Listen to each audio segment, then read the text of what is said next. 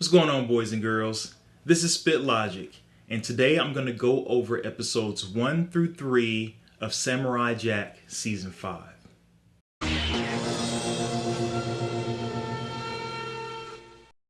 So I know I'm a little late in the Samurai Jack game, so what I'm going to do is recap and catch up by going over episodes 1 through 3 in this video.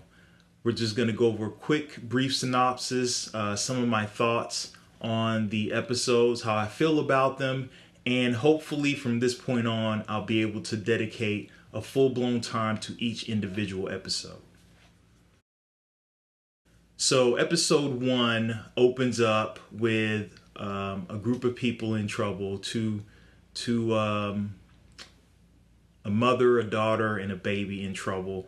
They are surrounded by the mechanized beetles, and this mysterious figure comes in to rescue them. And immediately when I looked at it, when I saw the motorcycle, at first I was thinking to myself, this must be the leader. This must be the person that is in control. I was thinking this is another bad guy. But as that individual started ripping into them and literally tearing these machines apart, I realized, I'm like, oh, this is Samurai Jack. Over the past 15 years, Samurai Jack has not been able to age. He is the same as he was those 15 years ago. He does not have the capacity to go back in time after defeating Aku, and he's different. It has changed him. It has affected him tremendously. One thing immediately that stuck out to me was the fact that Jack was using all these different weapons. He was using guns, he was using his motorcycle, he was riding a motorcycle, he wasn't walking. And this is setting up the scene. This is setting up the kind of season that we're gonna have. Jack is a broken man, and the primary reason for him being the way he is now is that he lost his sword. If you remember from the previous seasons, that sword was the only thing that could defeat Aku. It had mystic characteristics, and when you harken back to Japanese folklore, when you think about samurais, that sword is a very important part of a samurai's life. In some aspects, the sword contains the soul of the samurai. It is an extension of the samurai. It is part of the samurai. So without having that sword, it makes sense on why you see Jack in this light now. In a lot of cases, that sword was the most important part of him because it gave him this moral code. It gave him the limits. It gave him the discipline. And you can see with the way that his beard was grown out, with the way that his hair was just all out of place, there's certain aspects of his discipline, certain tenets of being a samurai that he has discarded, and it has changed him. He is on his motorcycle, he is traveling, and there's an explosion. There's trouble. And instead of immediately going to it, he continues to drive past it. Another very telling aspect of the person that he has become as opposed to the person he used to be. So another interesting part about this is that even though he has lost that discipline, even though he is a different person, it has not gone without consequences. He is having visions of his family suffering, visions of Aku essentially taking everything over and it being his fault. What's even more intriguing is this mysterious horseman, this dark figure that he sees in his visions, and it haunts him. It is someone who is stalking him. It is death incarnate, but not death as in release. It is doom, I should say. So these visions get very intense, and it forces him to go back to that previous explosion that he heard before, that he passed up. And he goes to a decimated town where people are dead, and it shows these people laying dead. Again, it's been a while since I've seen Samurai Jack. I don't remember there being dead bodies. I don't remember seeing people dead. And this also just talks to the tone, the new tone that this season brings for Samurai Jack. And then we get an old friend, Scaramouche. He shows up and they fight. Since he has already missed those others, he's just out to destroy the person who did it. And it's evidence in the way that he fights. Once he defeats Scaramouche, once he wins, he destroys him. He cuts him in half. In addition to that, he takes this vibrating sword that Scaramouche has. It essentially uses sound, vibrates the sound within whatever object it strikes, and that object explodes. This is also a telltale sign that what Jack has done over the course of probably the last 15 years is take the weapons of his enemies. So all that armor, that motorcycle and everything, that is a result of him using this kind of as trophies, but more as a means to compensate for his loss, to compensate for the weapon he's lost.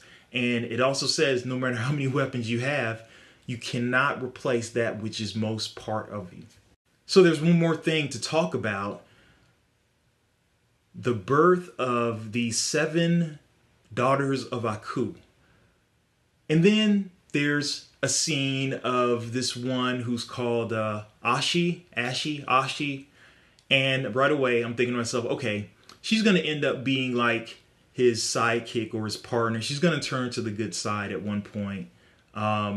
You can tell because she's looking at the light and seeing light outside and like, get back to work.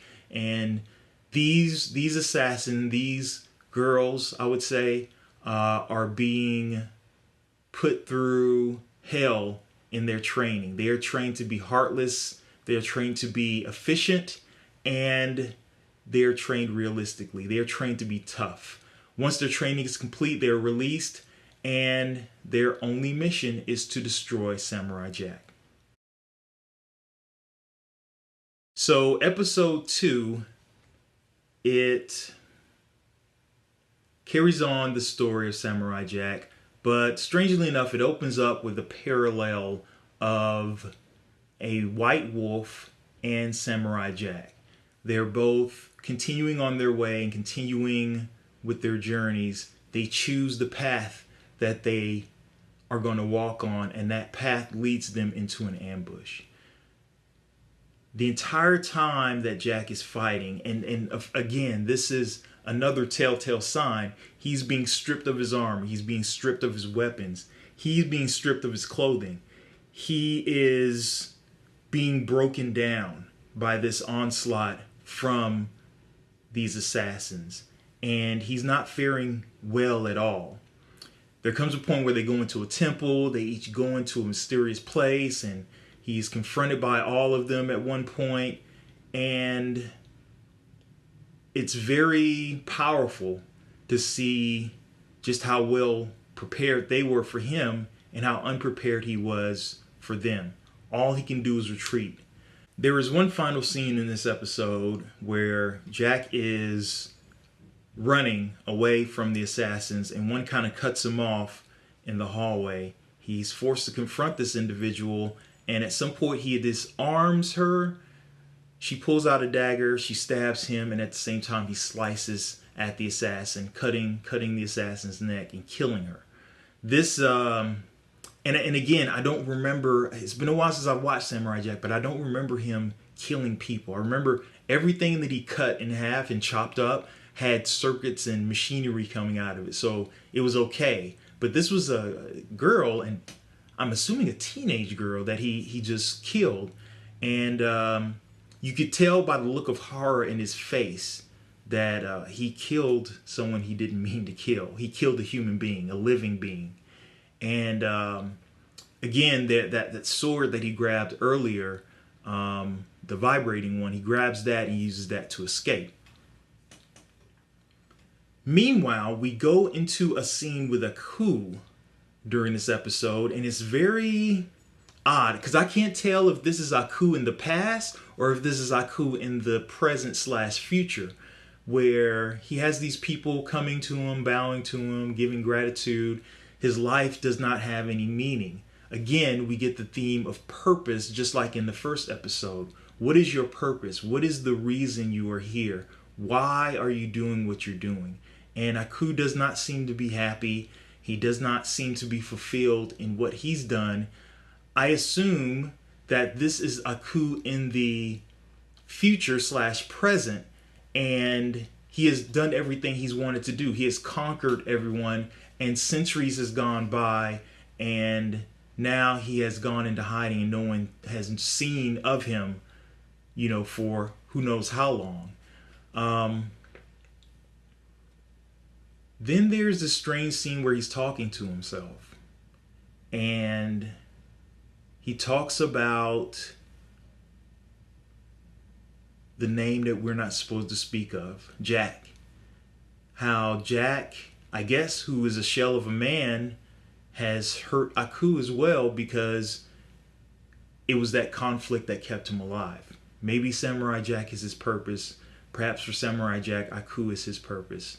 And destroying those time portals has done the opposite of what probably Aku felt as though his life should be. He is simply living a dull life. So we get into episode 3. And one thing that I've always admired about Samurai Jack, not necessarily the animation or all of the stories that it tells, but what Samurai Jack does for you is that it forces you to pay attention to the passage of time. It will use sound, it will use different sight, and it will paint a picture of how excruciating something can be. When Jack is going down this river unconscious, you just see him in the river flowing. You just hear water. There are moments of silence. There are moments of singular sounds. There are moments of small, intricate things that are going on, and it just stays on that particular scene until the task is complete. And this is the beauty of Samurai Jack. It isn't always something going on. There isn't always someone saying something. There isn't always background music, and that is enriching. That makes Samurai Jack, and it separates it and makes it a little bit more of a cinematic piece. Samurai Jack is defeated, and he is trying to survive. He's trying not to die. He eventually ends up in a cave, and who should show up but that same white wolf from the previous episode that nearly died. The only difference is that this wolf knows who he is. It knows its purpose. It is still strong, and it is working towards getting itself ready to go back into the world to live and thrive.